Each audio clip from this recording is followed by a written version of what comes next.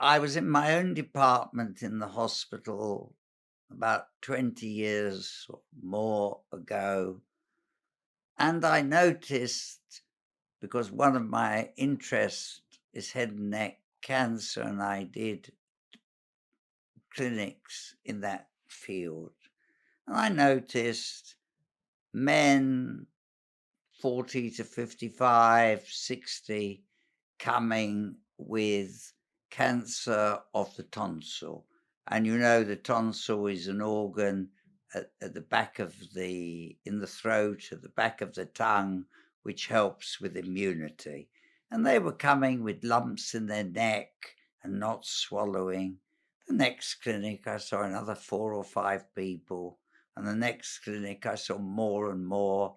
And then I looked up the average of incidence of oral cancer, squamous cancer, which is a particular type of cancer, and I saw it's increasing. So I inquired, and I went into the office of one of my colleagues who was doing head and neck cancer too, and I said, no, I believe this is sexually transmitted. And my colleague said to me, oh, yes, yes, yes, yes.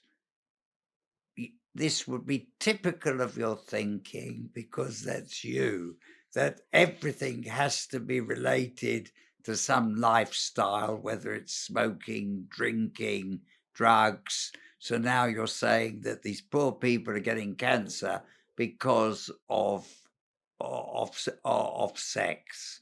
So I said to my friend, yes, because sexual behavior has changed, that both in the everybody community and the interesting thing was, he then asked, are all your patients gay?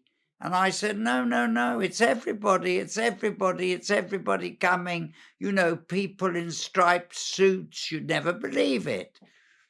And then I said to him, you know, it has to be related to change in sexual behavior.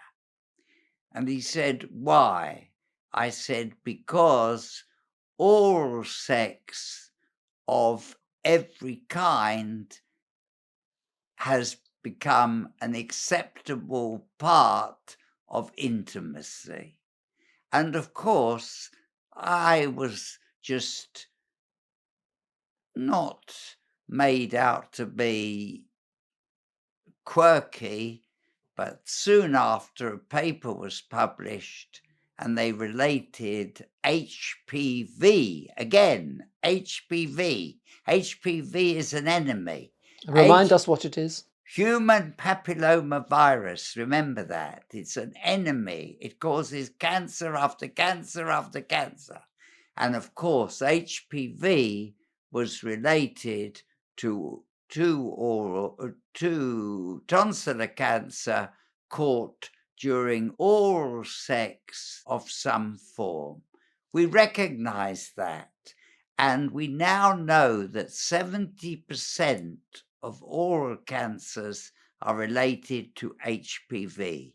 But I want to give you good news. I don't want to give you bad news. It's really good news that everybody can have oral cancer or oral sex. But the better news is 90 to 95% of these patients who get it are alive at 5 years. So we've got freedom for the individual. We understand it's viral. We understand it's because of, which I think, I may be wrong, and I don't want you to think I'm judgmental, but change of sexual behavior over decades.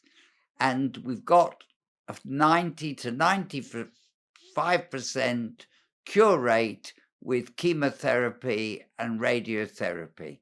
But again, viral disease, sexually transmitted, but this time orally, with this common HPV virus, which is caused cancer of the cervix too. Is there any way that you can know in advance how to prevent getting throat cancer? Yes, this is a marvelous question. Boys at 13 are now being inoculated at school against HPV like they are against cancer of the cervix. So we are not changing the habits of society. We are preventing them getting oral cancer. And most schools and most practices, they will give HPV immunization at about 13 to boys. And that will prevent them getting oropharyngeal cancer. Thank you for listening. I hope you found this interesting, and if you did, please subscribe.